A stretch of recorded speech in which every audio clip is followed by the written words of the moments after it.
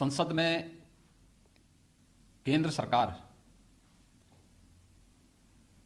का आज का बजट माननीय वित्त मंत्री जी ने प्रस्तुत किया है। मैं सबसे पहले इसका स्वागत करता हूं। कोरोना कालखंड में जब दुनिया की तमाम अर्थव्यवस्थाएं पूरी तरह प्रभावित हुई हैं, उन स्थितियों में भारत के 135 करोड़ जनता की अपेक्षाओं और आकांक्षाओं को ध्यान में रख करके एक विकासोन्मुख और व्यावहारिक बजट प्रस्तुत करने के लिए मैं आदरणीय प्रधानमंत्री जी का और माननीय वित्त मंत्री जी का हृदय से अभिनंदन करता हूं। वास्तव में यह बजट सर्वसमावेशी, सर्व कल्याणकारी और समाज के प्रत्येक तबके के हितों को संवर्धन करने वाला बजट है। इस बजट में किसानों के लिए, नौजवानों के लिए, महिलाओं के लिए, गरीबों के लिए और समाज के प्रत्येक तबके के लिए जहां बहुत कुछ प्रावधान किया गया है, वहीं साथ ही साथ बजट देश के इंफ्रास्ट्रक्चर डेवलपमेंट के लिए भी, चाहे वह राजमार्गों की क्षमता को विस्तार देने का हो, रेलवे इंफ्रास्ट्रक्चर को एक नई गति देने का हो, ऊर्जा क्षेत्र में व्यापक परिवर्तन लाने की दिशा में किए जा रहे नए प्रयासों की ओर पूरे देश का ध्यान आकर्षित करता हो, इंफ्रास्ट्रक्चर पर भी ध्यान देने का जो प्रयास हुआ है और स्वास्थ्य के क्षेत्र में तो आमूलचूल परिवर्तन करने के लिए राष्ट्रीय रोग नियंत्रण की दिशा से जिस प्रकार की कार्य योजना बनाई गई है, यह सभी अभिनंदनीय है। जल जीवन मिशन अब तक ग्रामीण क्षेत्र के लिए था, शहरी क्षेत्र को भी इसके साथ शामिल करना और जल जीवन मिशन को शहरी क्षेत्र के साथ जोड़ने के साथ ही शहरी क्षेत्र में और भी तमाम प्रावधान जो किए जा रहे हैं, ये सभी स्वागत योग्य हैं। खासतौर पर जो शहरी स्वच्छ भारत मिशन है, इसका पार्ट 2 जारी होना। हम सब जानते हैं कि एग्रीकल्चर के बाद देश के अंदर सर्वाधिक रोजगार प्रदान करने वाला क्षेत्र टेक्सटाइल का है। देश के अंदर 7 मेगा टेक्सटाइल पार्क की घोषणा, यह स्वागत योग्य है।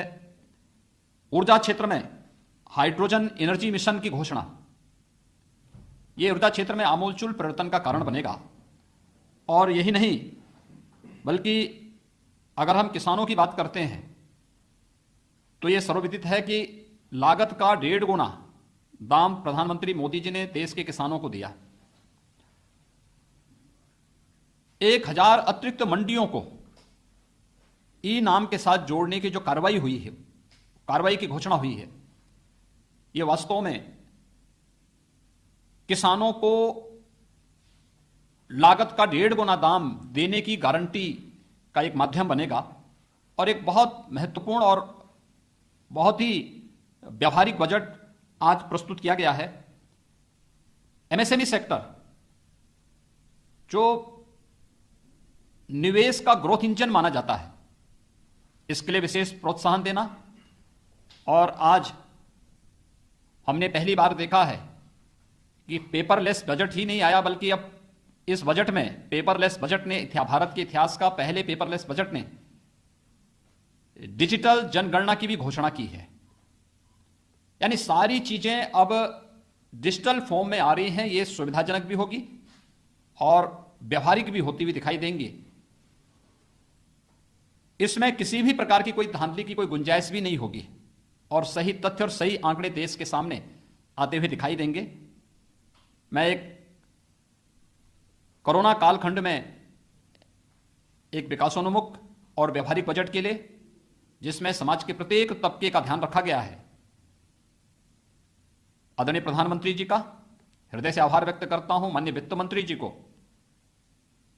इस बजट के लिए हृदय से बधाई देता हूं और विश्वास व्यक्त करता हूं कि यह बजट नए भारत की नई अर्थनीति के अनुरूप आम जन की आशा और आकांक्षाओं का प्रतिनिधित्व करता हुआ दिखाई देगा। भारत को दुनिया की एक आर्थिक ताकत के रूप में प्रस्तुत करने का एक माध्यम बनेगा।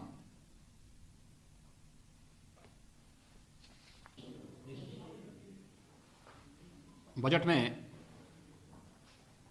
100 सैनिक स्कूलों को राज्य सरकारों के साथ या पीपी मॉडल के साथ बनाने की घोषणा अत्यंत स्वागत योग्य है।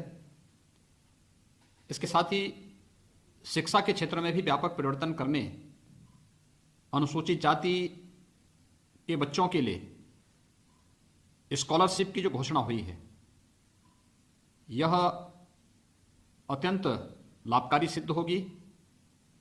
वरिष्ठ नागरिकों की जो अपेक्षाएं थी, कोरोना कालखंड में भी सरकार ने उनका ध्यान रखा और अब 75 वर्ष से अधिक आयु के जो भी वरिष्ठ नागरिक हैं, उनकी पेंशन की आय में टैक्स से छूट देने की घोषणा भी स्वागत योग्य है। अनुसूचित जनजाति के बच्चों के लिए एकलव्य आवासीय विद्यालयों की अतिरिक्त घोषणा अत्यंत सराहनीय पहल है। और अगर मैं कहूं तो यह बजट सर्वसमावेशी, सर्व कल्याणकारी और आत्मनिर्भर भारत की मंशा से देश के गांव का, गरीब का, किसान का, नौजवान का, महिलाओं का और समाज के प्रत्येक तबके के लिए कल्याणकारी होगा। सबका साथ, सबका विकास और सबके विश्वास पर यह बजट खरा उतरेगा।